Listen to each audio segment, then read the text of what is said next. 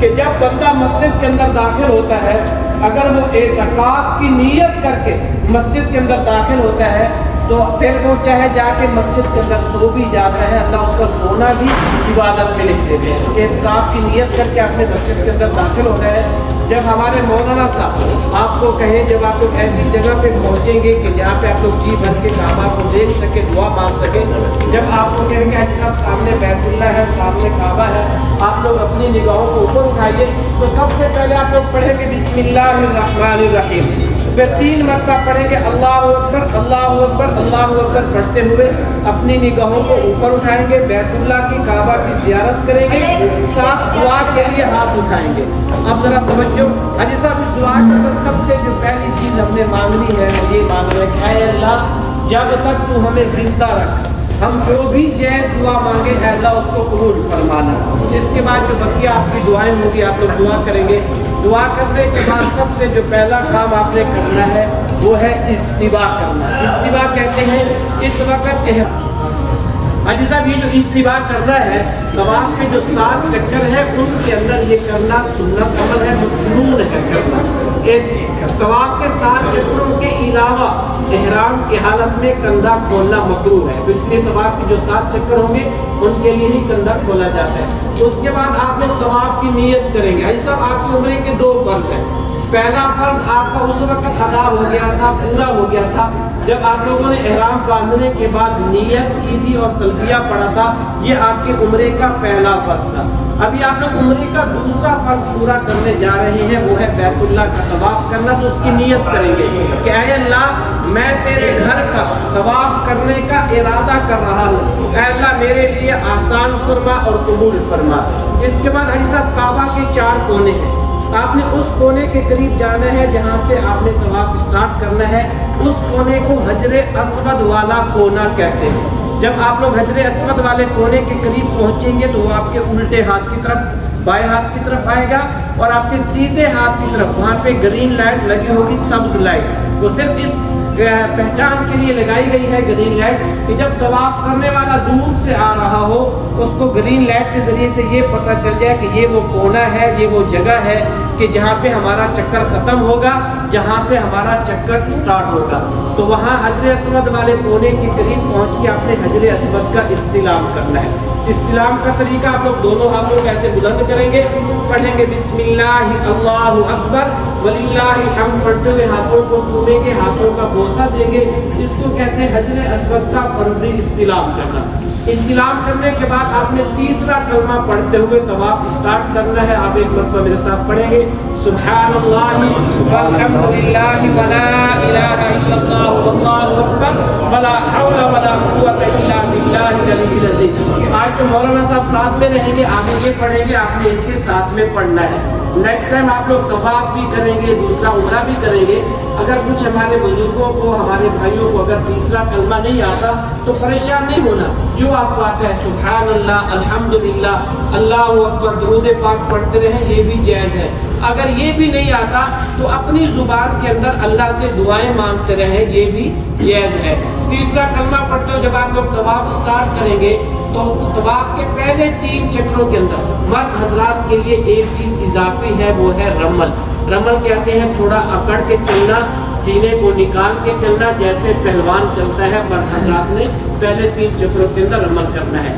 تیسرا کلمہ پڑھتے آپ لوگ طواف اسٹارٹ کریں گے، جب کعبہ کے 4تھے کونے پہ پہنچیں گے جس کو رکن یمانی والا کونا کہتے ہیں، تو یہاں پہ آپ لوگ پیچھے جو دعائیں پڑھ رہے تھے ان دعاؤں کا پڑھنا بند کر دیں گے، اور ایک دعا ہے جس دعا کا ذکر اللہ نے قرآن مقدس کے دوسرے سپارے سورت بقرہ کے اندر اس دعا کا ذکر فرمایا، اور حدیث پاک کے اندر بھی اس دعا کا ذکر ملتا ہے۔ آپ ایک مرتبہ میرے ساتھ پڑھیں گے وہ دعا، ربنا آتنا فی الدنیا حسنہ وفی الآخرۃ حسنہ وقنا عذاب النار۔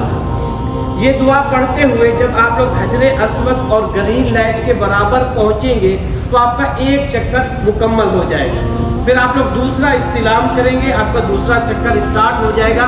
تو ایسے آپ نے 7 چکر لگانے ہیں۔ جب آپ کا 7واں چکر ہوگا آپ لوگ حجر اسود اور گرین لائٹ کے برابر پہنچ کے جو حجر اسود کا استلام کریں گے وہ آپ کا 8واں استلام ہوگا۔ 7 چکر 8 استلام کے ساتھ آپ کے کعبہ کے 7 چکر مکمل ہوئے۔ ابھی آپ کا طواف مکمل نہیں ہوا، طواف مکمل آپ کو اس وقت ہوگا جب آپ لوگ وَاتَّخِذُوا مِن مَّقَامِ إِبْرَاهِيمَ مُصَلًّى کہ جب مقام ابراہیم پہ 2 رکعت نماز واجب الطواف پڑھیں گے اس وقت آپ کا طواف مکمل ہوگا۔ یہ 2 رکعت نماز پڑھنے کے بعد آپ لوگ دعا کریں گے۔ دعا کرنے کے بعد حاجی صاحب آپ کے جو عمرے کے 2 فرض تھے وہ پورے ہو گئے۔ ابھی آپ لوگ صحیح کے لیے صفا پہاڑ کی طرف جائیں گے۔ صحیح اور طواف کے درمیان کے اندر ایک اور سنت عمل ہے، وہ ہے زمزم کا پانی پینا۔ حدیث پاک کے اندر آیا ہے کہ جب بندہ زمزم پیتے وقت جو بھی نیت کرے گا اللہ اس کی اس نیت کو پورا فرمائیں گے۔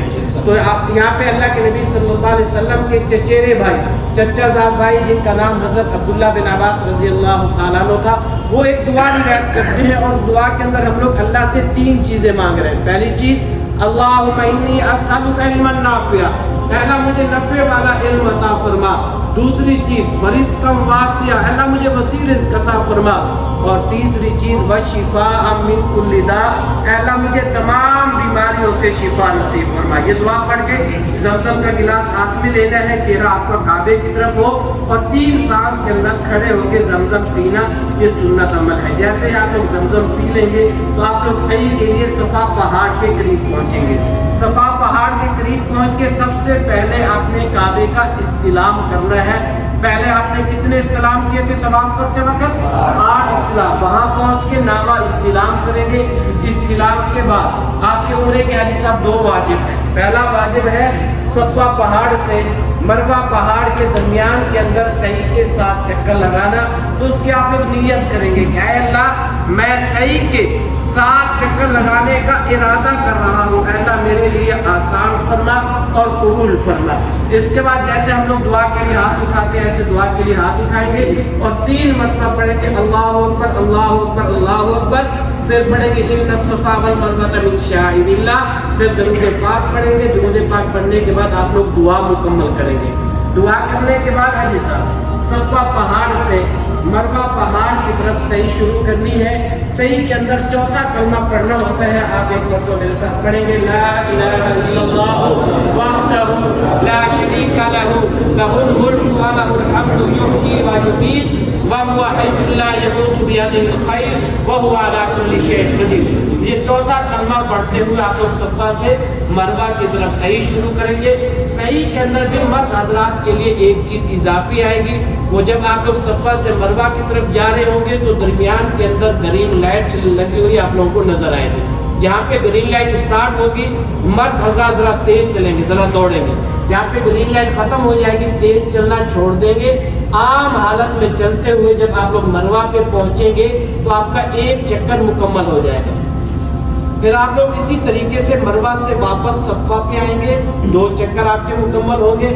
پھر صفا سے جب مروہ پہ پہنچیں گے تو آپ کے 3 چکر مکمل ہوں گے۔